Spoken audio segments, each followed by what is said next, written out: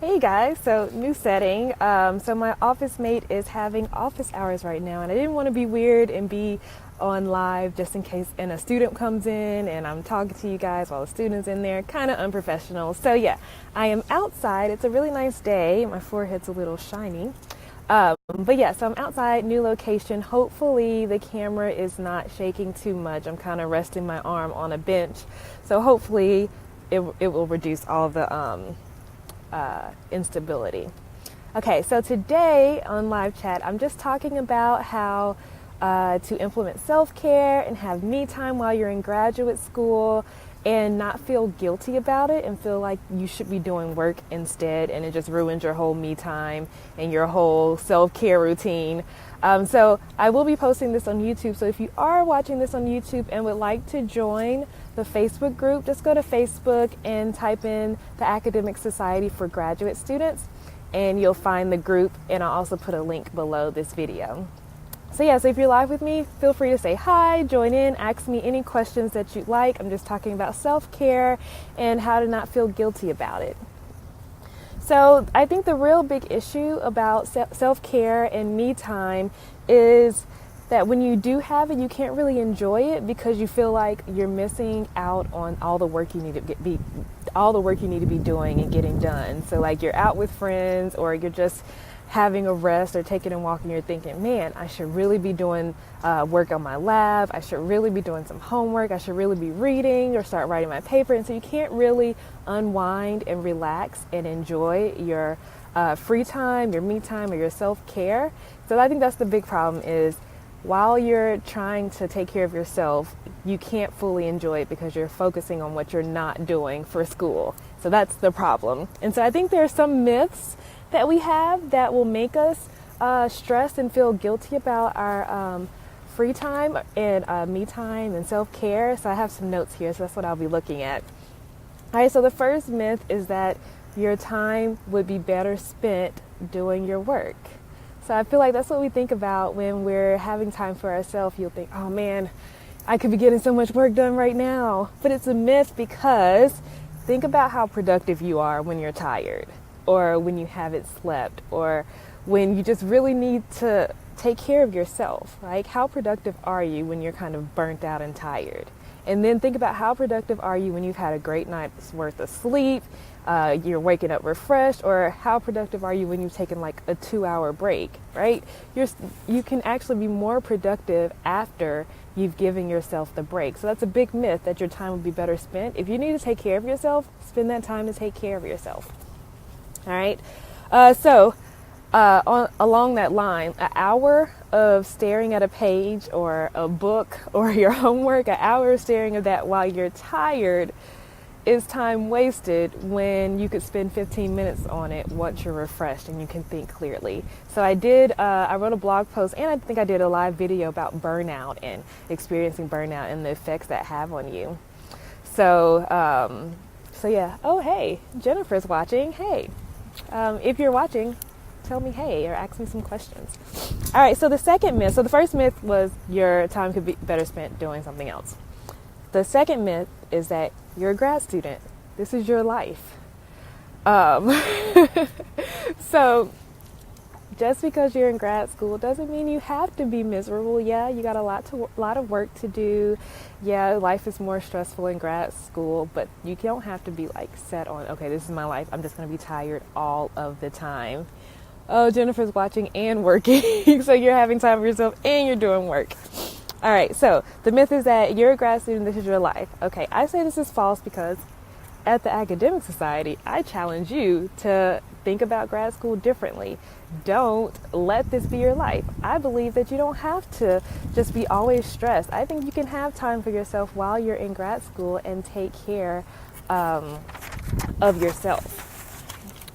All right, and so the other myth is that you can't do other activities and have other plans while you're in grad school. You can do other work. Singularly focusing on just one thing for 5 years of your life will definitely lead to burnout. I mean, probably singularly focusing on one thing for 2 weeks will burn you out. You can have other interests while you're in grad school. You can do other things.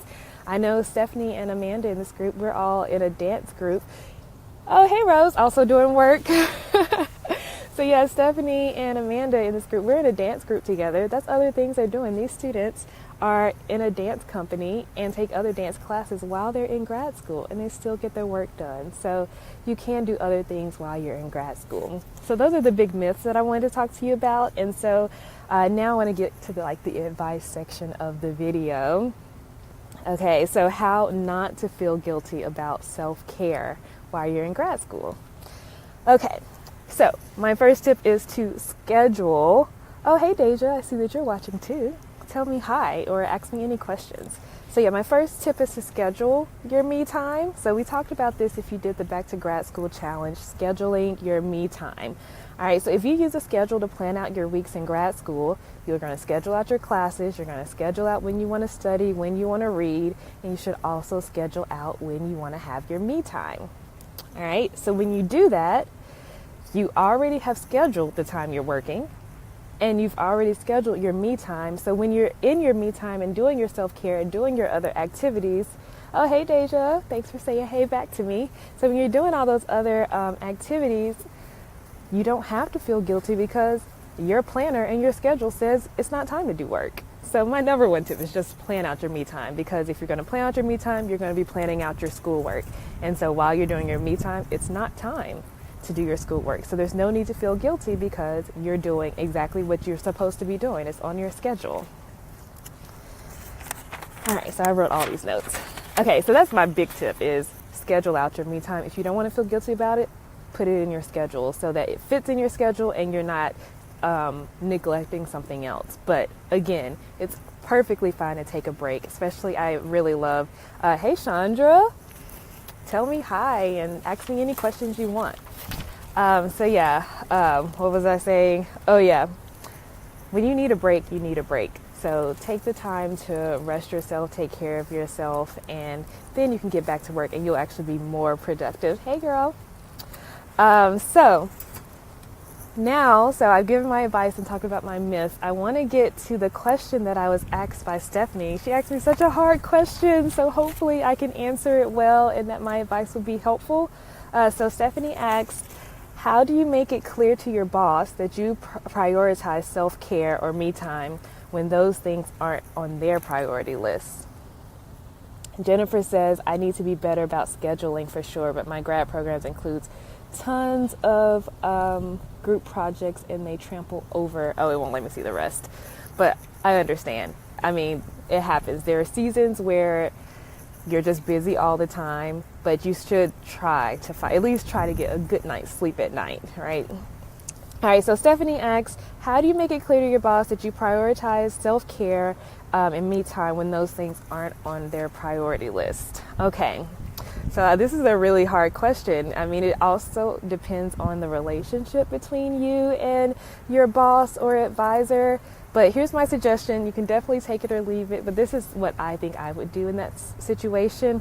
I think we should schedule a meeting to talk about the time commitment and to redetermine the responsibility. So maybe we've had to talk a long time ago what my responsibilities are, but now I think we should redetermine, just so you can say, I'm really unclear about everything that I need to be doing right now. Can we meet and figure out how much time I should be spending, where my priorities should be? And so that way you've kind of opened the conversation to talk about your priorities, and so once your boss or your advisor tells you, okay, these are the things you need to be doing, this is how much time they need to take, maybe spending the right amount of time on it is enough, right? So maybe oh, hey, Amanda. Maybe spending the right amount of time is enough, and the time is independent of a specific schedule. So for example, maybe you don't have to work 8 to 5. Maybe you can work 8 to 3, and then come back later in the evening after you've had a break, or work on the weekends or something. So having that conversation to open it up and say, okay, can we redetermine what I need to be doing, just so I'm clear and I understand and we're on the same page. And then you can say, well, I actually really am more productive when I have time to do this, or I feel better internally when I make time to support other women, because I think that's what Stephanie's issue was. I remember she posted something. So just like open up a conversation. So that's kind of my advice. Like just explain how much more productive you can be when you've fueled your body and when you've fueled your soul. Like it's kind of getting a little woo-woo here, but Chandra says, hopefully you'll have an understanding boss that promotes self-progress. Thank you. Self-progress, that's a great word, right? Thank you so much for responding and helping me out with that. So yeah, that is my advice, Stephanie. I hope that worked, just like trying to open a new conversation with your boss. So yeah, I just wanted to reiterate, today's talk was just all about finding time for self-care and not feeling guilty about it.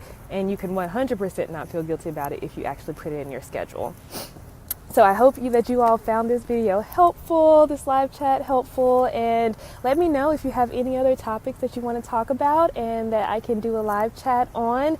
Just leave them in the comments or write a separate post in the group and I'll be sure to talk about them. Thanks so much, you guys. Have a wonderful day. Bye.